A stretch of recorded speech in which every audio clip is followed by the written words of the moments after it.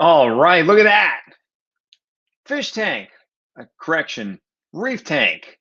I'm Mark Callan, Mr. Saltwater Tank, coming to you Sunday evening from just outside Nashville, Tennessee, Nash Vegas. For those of you that are in the know, if you don't know, now you know. The inside name of Nashville, Tennessee is Nash Vegas. So I'm here with you all on a Sunday night. Why are we doing this? Why the hell not? Well, there's a really good reason. One, it is saltwateraquarium.com. I'm coming to you on behalf of Saltwater Aquarium, by the way. 10% off spring cleaning sale. That means 10% off most everything in the store is discounted. Now, usually when we do a sale, it's like this amount off, but it excludes matte brands. However, this time around, there are some matte brands included. Neptune Systems, there's a big one. Usually only goes on sale once a year. Well, it's happening now for the spring cleaning sale. 10% off Neptune Systems, 10% off Hannah Checkers. Their whole Hannah line, Hannah anything is 10% off. 10% Ecotech Marine Radion XR30s. Now, keep in mind, this is only the XR30s. This is the big boys, both the Pro and the Blues. They're 10% off as well. So 10% off Abyss pumps. Here's a hint. I have 4 of them on the tank behind me. Ecotech. Abyss pumps usually do not go on sale. They are 10% off as well. Now there's some other stuff that's more than 10% off. Ice cap gyres, 15% off. 15% Reef Octopus Vario pumps, 15% off. Seashay, one of my preferred brands of choice, especially for those of you that are looking for a solid pump, but might not want to spend the money for a more of a higher end type of pump. Seashays are my go-to brands for my calcium reactors, pumps that I use to feed calcium reactors, media reactors, things like that. I use them for water changes as well. Very solid brand. The Seashay brand's 15% off, 15% off JBJ, 10% off mass bag gyres for those of you that are looking for the gyre, let's call it the full brand gyre. Those are 10% off, and 10% off Coral Care LEDs as well. And now, this is a Q&A session, so that means I'm going to take your questions. So if you have some questions, ask them in the comments below. We're on YouTube. We are on Facebook as well. So go ahead and fire away your questions, and I will get those to you, get those answered throughout the stream. So Dennis was wanting, yes, the Ecotech Marine XR30s, the Radion XR30s are 10% off. Just the 30s, though. But that's the 30, the G5s. Okay. So Austin wants to know, peak, not leak. How many fish do I have in the tank behind me, Austin? That's a good question. You should count. See if you can count them all. Maybe we should, this is like the jar of marbles giveaway. It's like, how many marbles are in here? Guess, and we'll pick the winner. I guess I should take a count. So here, we'll do this. Let's just start guessing, and then I'll go back after the scream and count and figure out how many fish I have. So start counting, Austin. Everyone else, take a guess. Whoever gets the right number, the first one that I see, the right number, I'll do a special giveaway for that. We are doing some giveaways tonight. Not ready to talk about that just yet, but here's a hint. If you're going to want to purchase something during the spring cleaning sale, I'll leave it at that for now. How many fish? 53. Brandy thinks I have 53 fish. I don't have 53 fish yet in the tank. For those of you that don't know, this tank is, for those of you that like to be exact, 987 gallons. It is 12 feet long, 4 feet wide, 30 inches tall. There you go. At the top part, 30 inches here, 48 inches from here. Oh, this is hard to do backwards, to there in the drop off. This is an 18-inch drop here, and it's 24 inches here to give you an idea. Fish room is downstairs. All the filtration is down. I'm actually sitting right above the fish room. It is downstairs. Can't show you that yet, but yes, this tank is on the 2nd story of my house. It actually is over the garage and over the fish room. Got 10,000-ish pounds of water, fish tank and water weight on the second story of my house. How did I do that? I did that with a bunch of structural steel. So while you guys are queuing up your questions, let's give you guys some inside stuff. I know a lot of you are saying, Mark, when are you going to do a YouTube video on your show? The answer is, I don't know. At some point, I should do that. And I've been very busy with client projects as well as my own project. This project, which is still ongoing. So I will at some point, but I'm not there yet. Let's see. We got some drone footage of the steel. Here, we'll show you just one section of it. This will make more sense for you. And I'll show you how a little bit of what holds up. Oh, I got to change the preference. Hang on just a sec. There you go. Just a sec. All right. We're going to do this the old-fashioned way because you have to change some preferences because, you know, privacy stuff. Let me see if we can do it the old school way to give you all some inside information on how I have 10,000 pounds of water, the second story of my house, holding up the tank. Remember, we're going to do a little quick giveaway here. Guess how many fish are in the tank? I don't even know offhand. Great question, Austin. So I will look, I will count. You count as well. And whoever gets that right, the first person who commented to got it right, then yes, we'll give away something. I don't know. What do we want to give away? We'll let the boss answer. He'll text me something fun to give away. Let's see here. Show you guys a quick picture of the steel supporting the house. Remember, this is a Q&A session. So if you have questions, go ahead and ask, fire away, and I will get them. I will do my best to get them answered. When technology breaks down, this is one of those moments because I really want to show you the super cool picture of how we supported this thing with the steel in the house. I have a whole bunch of shots of the thing that I don't want to show you. Oh, we're getting closer. There we go. Okay, let's see. There we go. How's that? That's just part of the steel that holds up the tank. So this beam here, this is actually right below me, holding up part of the tank, and the beam going front to back there, that's on the long edge of the tank. So there's basically the same thing inside the house built into the garage because the tank straddles with the garage, and then the addition that I did down here, because adding on to your house to make room for a bigger fish tank makes perfect sense when you're a reef junkie. Your friends are like, why would you do such a thing? And you're like, why not? What's wrong with you? Why aren't you doing it? It's like those, I'm behind Jeeps and they have that wheel cover. It's like, it's a Jeep thing. You wouldn't understand. And then it's the same thing. It's like, it's a reef junkie thing. You wouldn't understand unless you're in the cool club. You wouldn't get it. All right. So with that, we're back. All right.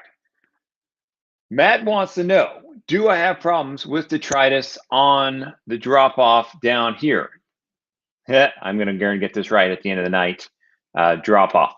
So Matt wants to know, do I have a problem with detritus down here? Matt, I do not. A couple ways I manage that. One, I have a closed loop system that pulls water in. It actually is right here. It's fed by an Abiz A400. Now that's overkill for the closed loop on this. I'll explain why in a minute. So it pulls it here, and then it dumps it out way over here, closest to the overflow to go downstairs to get filtered. So there's some flow down there. There's not necessarily tons down here in the drop off because I don't have any power heads. However, I've set up the other closed loop. The nozzle is actually right here behind my melon. There it is. And so there's the output. You guys are probably laughing like, I have to do this all backwards. So it points out here, and this actually gets a good flow going down here, which picks up the detritus. I also have these fighter conchs down here. These guys I put them up top, and then I can like put them way over here, 9 feet, and then like in an hour, some reason it's like they want to commit suicide. They make their way all the way around here, and then they fall off and they end up down here. So I just left them. So I have 4 big fighter conchs down here. These guys are down there, help cleaning up the detritus. So that's how I manage that. I would like some more flow down here, but I'm okay with it being low flow. If I happen to see a big detritus pick up, then I may start vacuuming the sand, but I don't have that issue. Yes, Austin said I tried counting, only got 25 fish.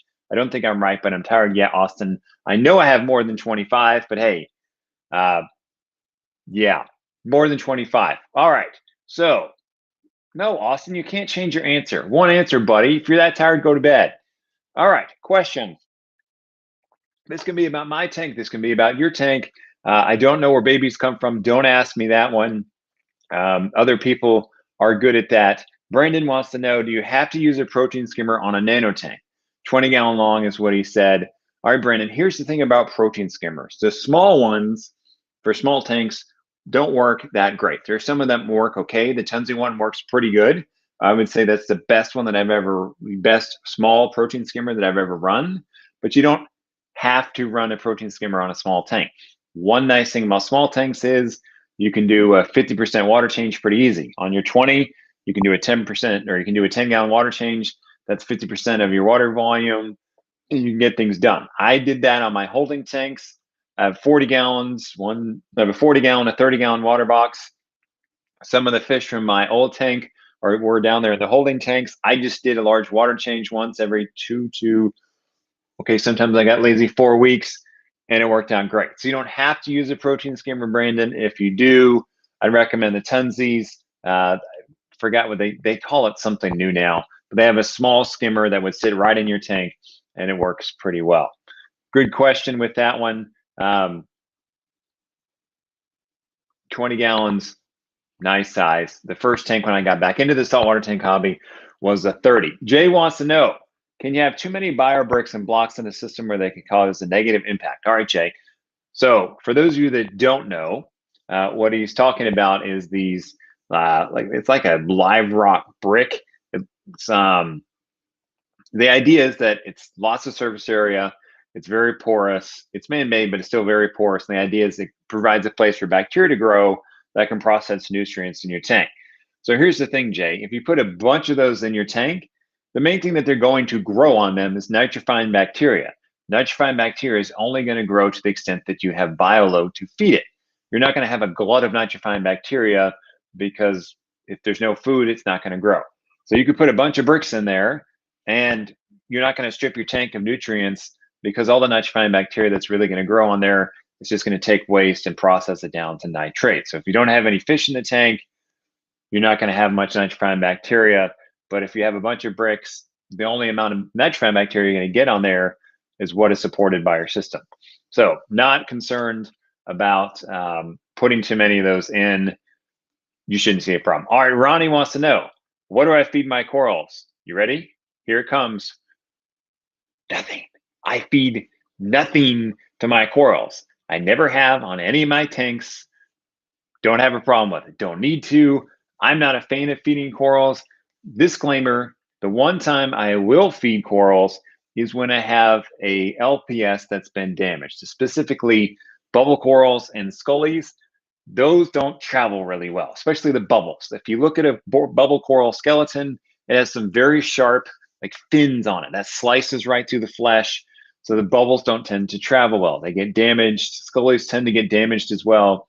If those guys are damaged, they come in with damage, then I will feed them the Phonomarin LPS pellets. But other than that, I don't feed any corals anything. Photosynthetic, they don't need it. Even in this tank where there's not a lot of nutrients because I don't have a lot of fish and I've got a lot of water volume, I don't feed a thing. Now you can if you want to.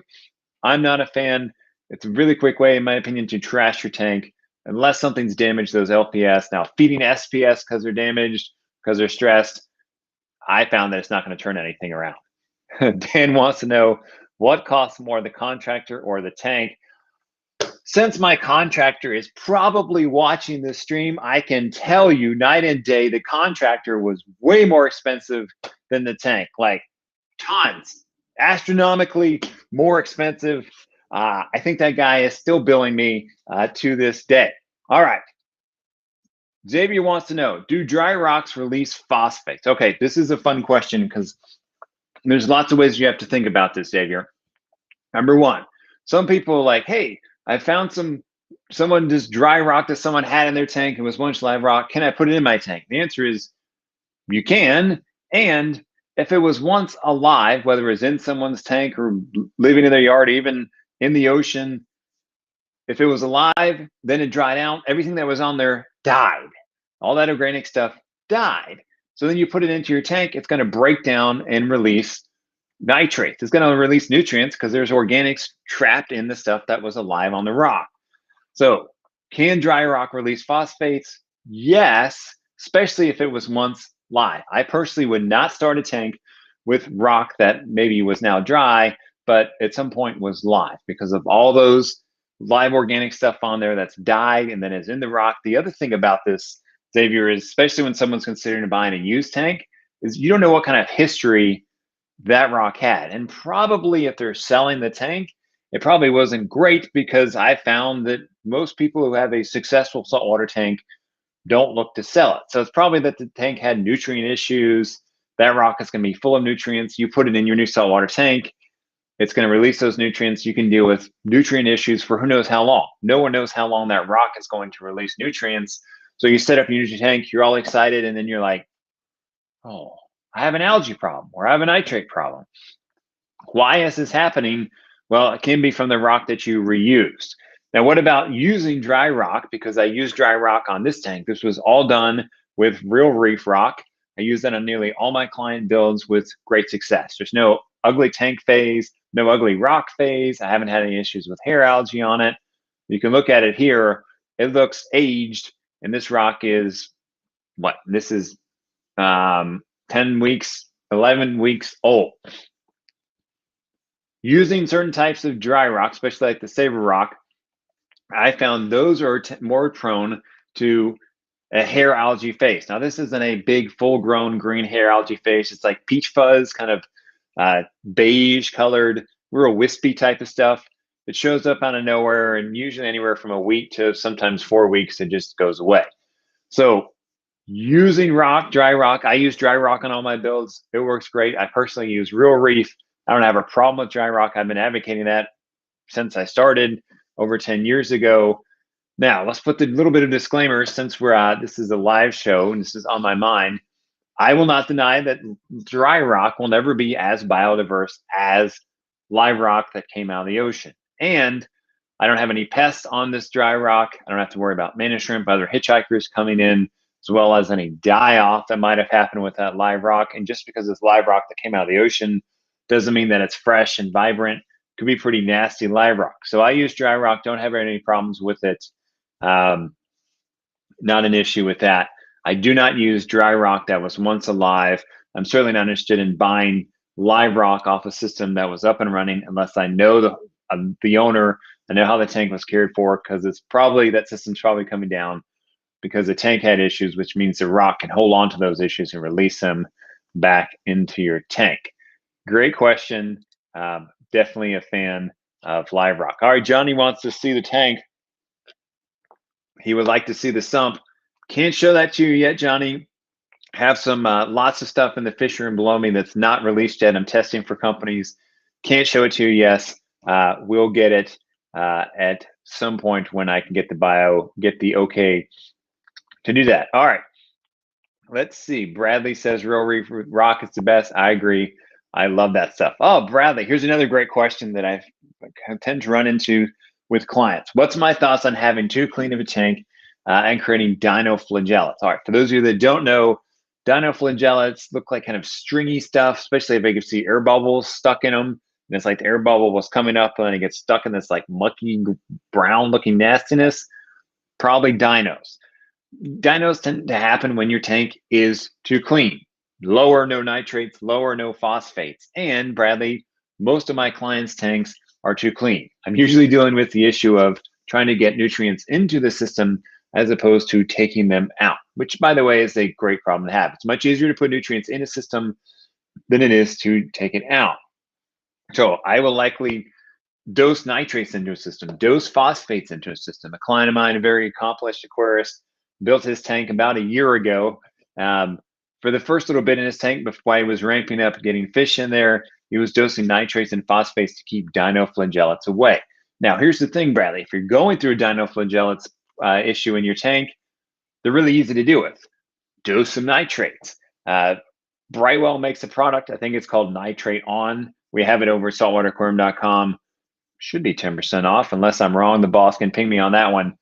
10% off during the spring cleaning sale, which is going on until tonight at midnight. So you got a couple hours left. You should jump into that if you haven't.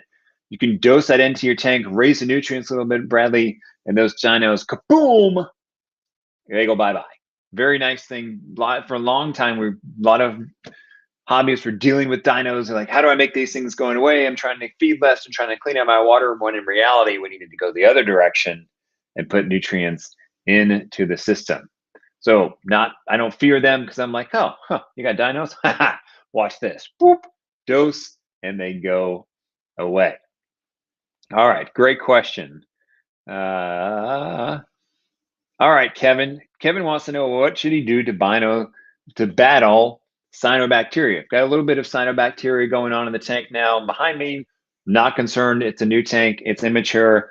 What am I going to do about that, Kevin? Going to raise some nitrates, raise some phosphates to get some nutrients into the system. Right now, I have maybe one nitrate in the thing, and 0.04 was my phosphate reading that I took this morning. So don't have much nutrients in here, which isn't surprising, because I don't really have that much fish in the tank. I have more coming, but not yet, not much. So especially for 1,000 gallon, probably by the time I add in the filtration, it's about 1,200 gallons. Don't have a lot of bio load in here. The tank is young.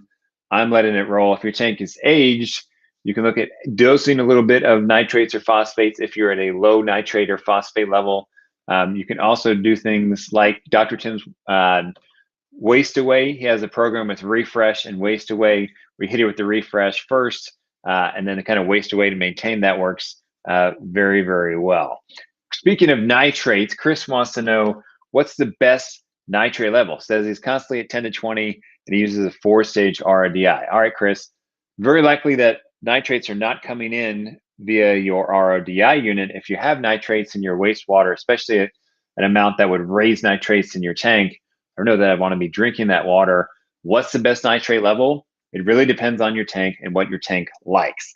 I have a client's tank that I run now. Nitrates in that thing are hanging out around 10. It is a very successful tank. The tank looks really good. It's almost time to hack the thing down, because the SPS is growing so well. So that tank hangs around 10. I'm like, look, I'm not going to fight this thing. Some people would say, well, it should be 0. I'm like, no, let's look at the tank. The tank is growing really well. Everything's going well, including some ice fire and Canada, which those of you who are SPS heads know that usually doesn't do well. The growth on the ice fire is insane. So in this case, the tank's telling me what it wants. It's okay with 10. I'm going to let it ride. Now, in your case, Chris, if your tank's doing well, where your nitrates level are between that 10 and 20, okay, no big deal. Let your tank ride. If you have an algae issue and you still have high nitrates, okay, then you can look and start bringing them down. It works really well. Just listen to the tank, and it will tell you what it wants. Great question. Bradley is just blowing it up on the questions, by the way. All right, Dan has a question, which I can say this now. Dan wants to know, what lights am I running on the tank? I can now tell you, I am running the new, yet to be released Neptune system skies on this tank. Can't show you those yet, still in development, but I'm running them on this system behind me. That's what's lighting the tank. All right, Stephen Dick wants to know, am I running UV on the new tank? Thoughts on when to turn it on? So Stephen, yes, I am running UV on the tank behind me. I've got 300 watts on here. When do I turn it on? Okay. When I first started the tank, started with dry rock, dry sand, I dosed Dr. Tim's one and only nitrifying bacteria. Definitely had the UV off then, because I don't want to start killing bacteria when I'm trying to dose it and get it to build up in the tank. So I didn't turn UV on for about 2 weeks. I wanted to get some bacteria going in the tank. Didn't want to try to kill anything. I'm certainly not worried about algae or any fish pathogens. I don't believe in using UV to manage fish pathogens, because if you're doing that, good luck. But for a fish fifth, it's like the fifth, it's not that, the fish pathogen to get through the UV to get killed, It has to somehow get all the way through here, down through the filtration, and then enough of it has to pass through that it gets messed up by the UV so that it doesn't reinfect the fish. There's going to be plenty of pathogens up here in this water that never make it down through the filtration, and it can reinfect the fish. So not using UV to manage fish pathogens. I'm not turning them on, the UV on, for at least 2 weeks. I'm not going to be a rush for that. And then when it is on, it's on for like 6 hours a day. Now my UV is on 12 hours a day because I'm using it to clear up the water. And I'm not using it to manage any algae issues or any fish issues as well. All right. Great question. Ryan wants to know, when am I coming to Yuma, Arizona? Well, you know, Ryan, if we can get into the plain boneyard there, that might speed things up a little bit. It happened to a pilot who would probably love to come thump around. We could fly on his plane and have a look at your tank while we are out there. All right, Dan wants to know, oh, I was just thinking about this today. Ozone versus UV. All right, two different things. For those of you that don't know, ozone takes an ozone generator. You actually make O3, the molecule, and then you put it into your protein skimmer, and that thing smashes up organics. UV relies on ultraviolet radiation put in through a UV bulb. That's there to mess up the DNA of anything passing by the UV, assuming you get enough wattage and you get the flow rate right, because you have to get enough basically effective radiation on the organism to mess it up. You're not trying to kill it, you're just trying to mess up its DNA so that it can't replicate. So two totally different things. You cannot really crash a tank with UV. You put a lot of UV in there, it's not going to crash your tank. Ozone, however, you can absolutely burn up a tank. You inject too much ozone in that thing, it will crank up your ORP and literally just burn up, oxidize everything in the tank. So if you want to run ozone, then you got to have a very accurate ozone meter and as ozone controller as well, because you can really mess things up with that. I use ozone on very big systems, Dan. I just recently rebuilt a 6,000 gallon system. That thing has ozone on it. I was thinking about it, like maybe I should put some ozone on this tank, but I don't need it. The water's clear. I like to keep things simple. And if ozone goes wrong, I can nuke everything. Not willing to risk it with what's in here. I have some very special fish that have been here a long time, as well as some that you can't get anymore because they come out of Hawaii. So not willing to risk it. Shane says you're facing your 3D printer right now. No, Jeff, it's actually right over there. I'm not running it. All right, Steve, you're killing it with questions. I love it. What size calcium reactor am I running on the new tank? Not running one yet because I don't need it. I do not need to supplement calcium or alkalinity in this system. I've got 1,200 gallons of water volume, including the filtration, and then I've got these little corals. They're not very big. Now, some of these, let's see if I can get this right. Other hand, here we go. That one, look, some of you would say that's like a mini colony, which it kind of is.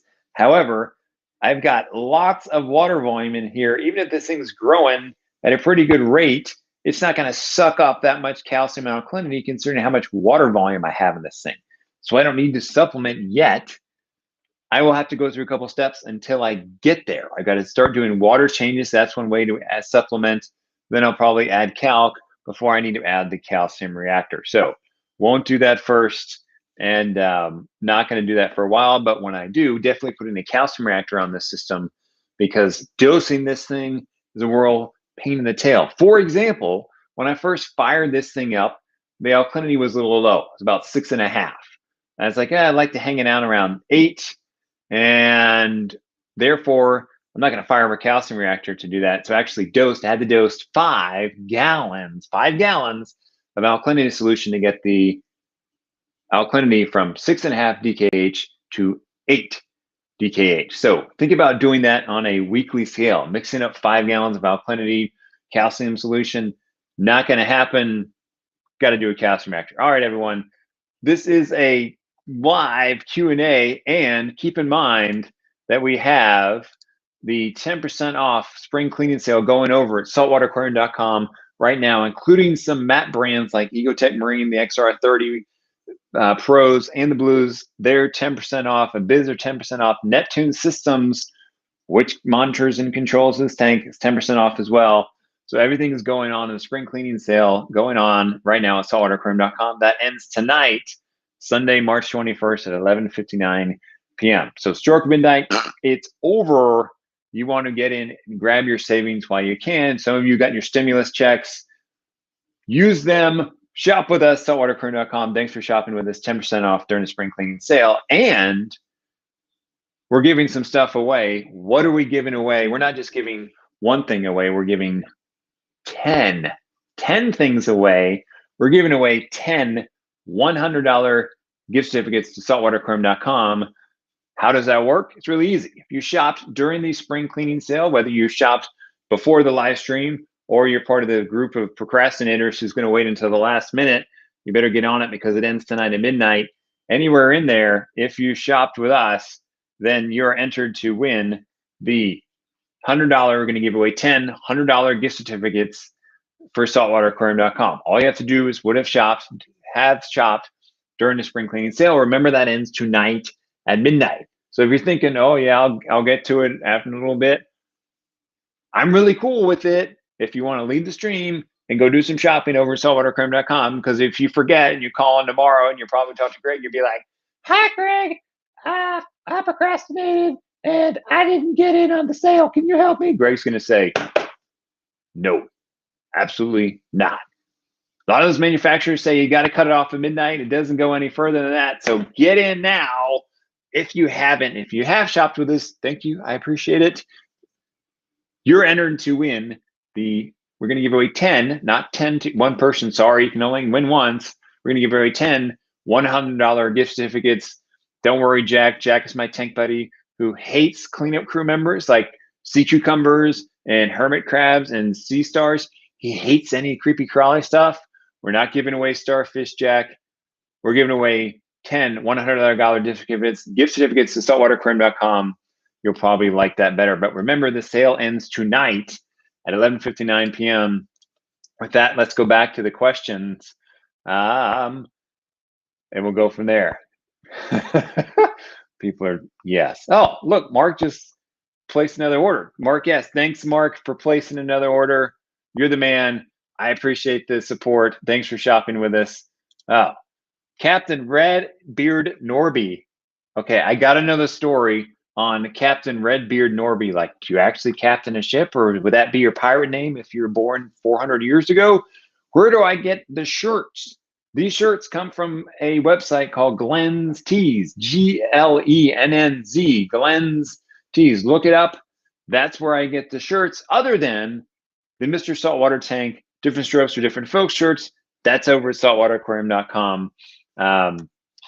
You can grab that one. And I got to know, Captain Redbeard Nordy, how did you get that name, or did you just make it up? Because Captain Jack Sparrow was probably taken. All right. Jared wants to know, do I recommend the G5 Pros, or should I just keep my G4 XR15 Pros? I'm just not sure I want to bite on two new lights. Great question, Jared. The difference between the G4 XR15 Pros and the G5 30 Pros. Okay. Don't know the size of your tank, Jared. So you're kind of looking at two different things here. One, you're going from 15, which is really like a single puck, to a 30, which is a bigger fixture where it's going to put out more light. However, the 30 uses more of a panel type of lighting. Instead of the clusters like the old Radions had the pucks, the G5 spreads out those LEDs to make for a flatter type of light. When the G4s came out, I thought, man, these things couldn't get any better. They look way different, way better than the G3s. And then the G5s came out, and I'm like, Ecotech did it again. The difference between a G4 and a G5, night and day difference. I have a client of mine who's very accomplished reefer. He's not a gear guy. He will hold on to stuff until it's dead, and then he'll try to revive it. I put a G5 on his tank just to show it to him, and he was like, wow, what a difference. Major difference on the G4s over the G5s. It may be, Jared, that you can get by with one XR30, whereas the case you had two XR15s, because the spread is a lot bigger. And keep in mind, you're going to a bigger fixture. But the difference in them in terms of light output, not in terms of par, I'm not concerned about that. Radion's even way back in the G1s put out plenty of light. But how they spread out the light, they flatten the light. Big difference. All right. Oh, there you go. Mark says they ordered some grow lights from Neptune. That should help your odds. You're right. All right. Let's see. Who else do we have? We got some great questions here. Visit Peanut. Dude, Ryan, if you're serious, I'm in. Send me a message. I'm totally game. Andy, you're probably watching. Let's jump in the P25 and let's get it done. All right. Willie wants to know, what do I think about running Miracle Mud during the cycle? Okay, what is Miracle Mud for those of you that don't know? It's a mud type product. Usually people put them in a refugium. And the idea is that it's got minerals and stuff, and it's supposed to help the nitrifying process.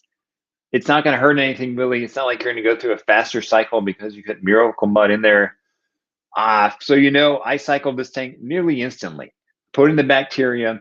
I put in 4 minus blennies to start the cycle. Check nitrates the next day. There were none. No ammonia. There's like tiny. The NIOS test kit wasn't clear, which is 0, and it wasn't slightly yellow, which was 1. So somewhere in between there, that told me that the nitrifying cycle went. Did it with Dr. Tim's one and only. So if you want to use Miracle Mud, go for it. In fact, I would probably go ahead and put it in before you fill the refugium, because if you try to add that after the fact, it's going to make a huge mess and not going to hurt anything. I don't see it necessarily going to make anything either. It's not like all of a sudden your tank's going to be successful because you added the Miracle Mud. At the same time, it's not going to hurt, and you get to see some pretty cool critters crawling around in the mud. The stuff that Jack, my tank buddy, absolutely hates. He'll probably never let me watch his tank because he knows that I'm going to put like bristleworms and starfish in there because it drives him crazy. All right, Chris Yao. Hey, look, 100% newbie. Welcome to the hobby. Here's a hint, Chris. It's actually an addiction. Just be okay with it. Don't try to resist it. It's an addiction. Just got a water box cube 20. Awesome. Can I go corals first after adding live sand and rock, or should I just use the bacteria and add a pair of clowns first? All right, Chris, put in the bacteria, put in the clowns, watch your ammonia, nitrite, and nitrate levels, wait 2 weeks, and then add some starter corals. What are some good starter corals? Zoanthids are some very good, easy starter corals that are very pretty. I still love zoanthids. You can get some really cool ones, maybe from local reefers who give them to you for free or not a lot of money. Put the fish in, make sure your cycle happens, then add the corals, put some starter ones, give it 2 weeks, see what happens, and then start building your way up from there. Great question. Welcome to the addiction. Again, don't hide. It's an addiction. All right, for those of you that are just joining us, we are giving away 10 of, not one, 10. If you remember that movie, 10. You know that movie, put in the comments. I'll send you something special because you're cool.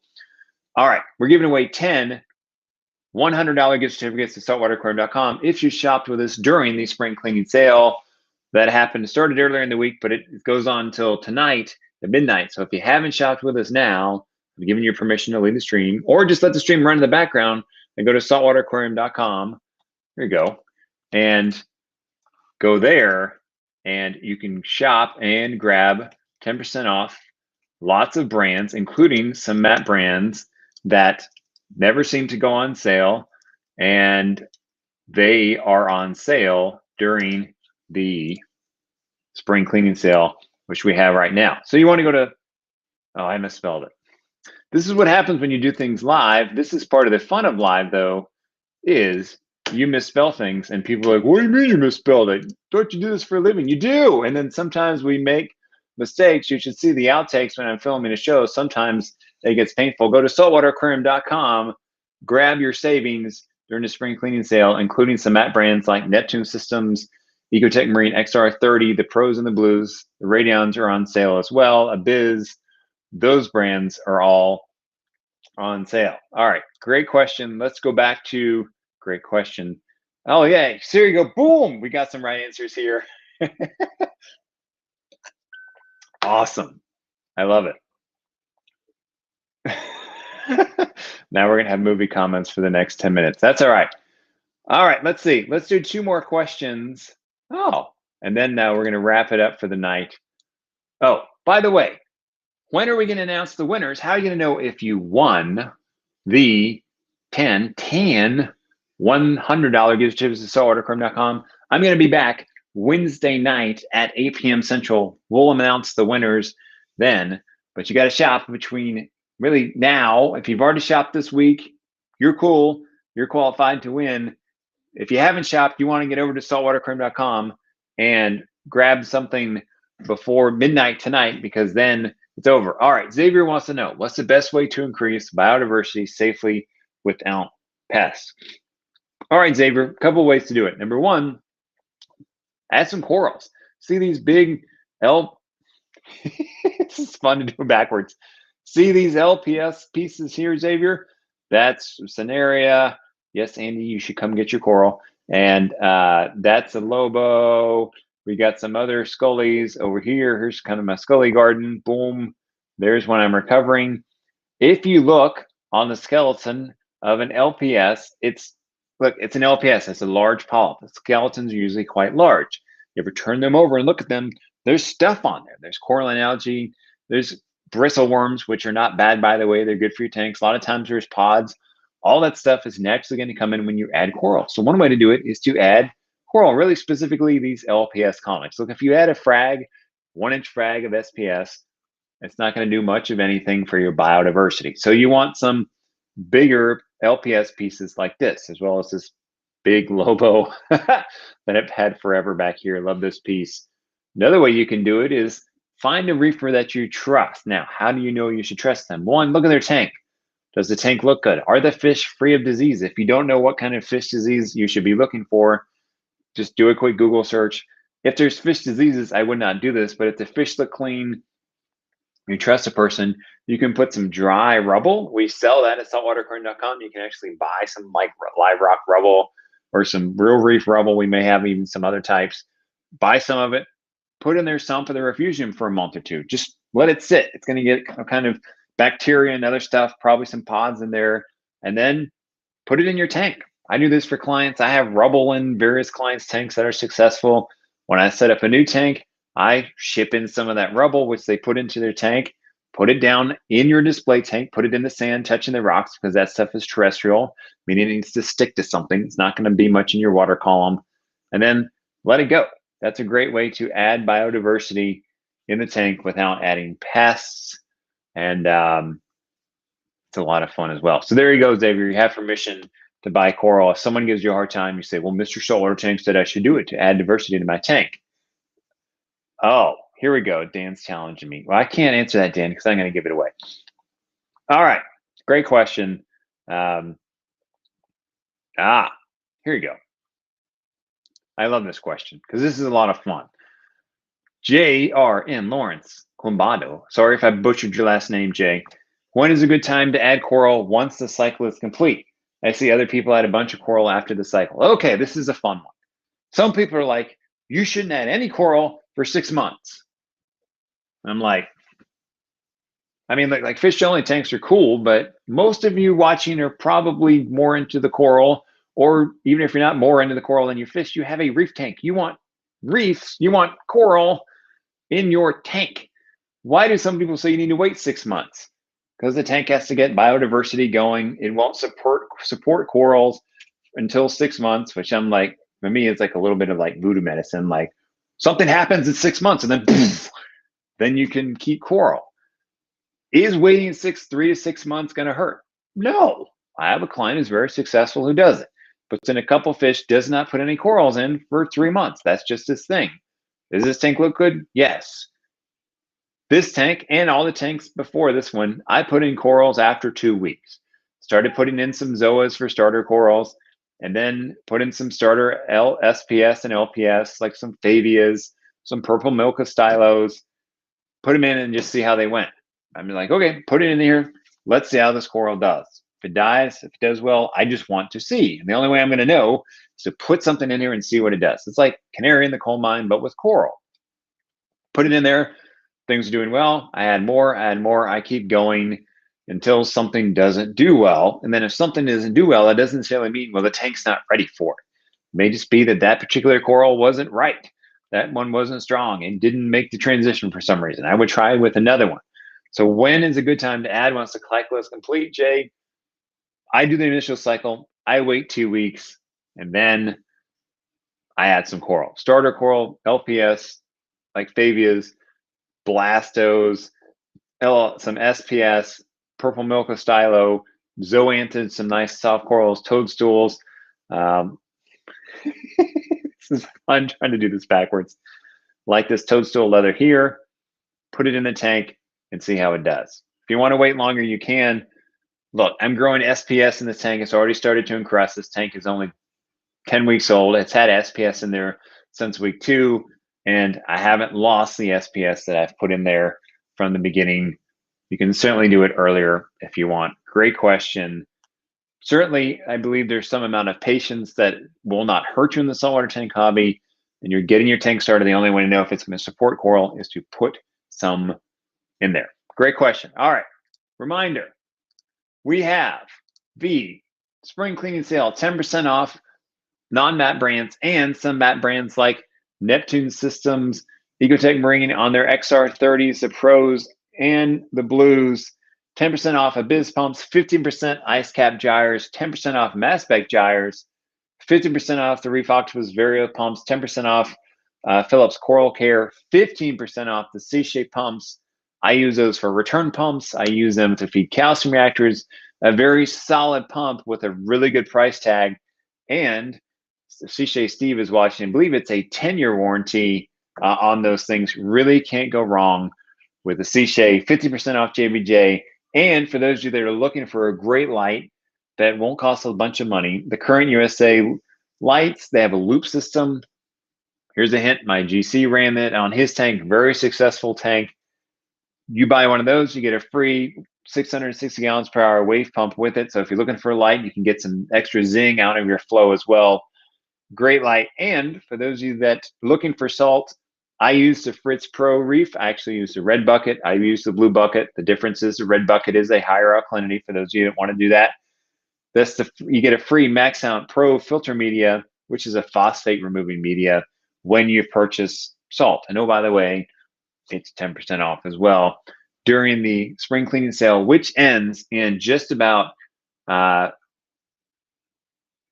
2 hours because saltwatercurrent.com is on the East Coast, Eastern time. So don't procrastinate. It ends tonight at midnight. You want to make sure you get in on that. If you miss it, I'm sorry. We can't help you. You got to get in tonight. And remember, we're giving away 10 $100 gift certificates to saltwatercurrent.com. If you've already shopped with us this week during the spring cleaning sale, you're entered. If you haven't, get in before midnight. All you have to do is buy something and you're entered to win. I will be back Wednesday night to reveal the 10 winners for the 10 $100 $100 gift certificate to saltwatercurrent.com, as well as the guess the fish. Guess how many fish are in my tank? I don't even know. I need to go count them. We'll do that as well. We'll do that giveaway on Wednesday night as well. So I'll see you Wednesday night at 8. If you are wondering where to shop, go to saltwatercurrent.com. Shop there for the spring cleaning that ends tonight, as well as some discounts on matte brands that rarely go on sale. Jump in, spend that stimulus money in your tax return, break the piggy bank, whatever, get it done. Now's the time to grab some great savings. With that, it's almost been an hour. Fantastic. Thanks everyone for being with me on a Sunday night. I'm going to go stare at my tank before the lights go off. Have a good one. Thanks for being with us. I will see you Wednesday night when we reveal those winners, 8 p.m. Central.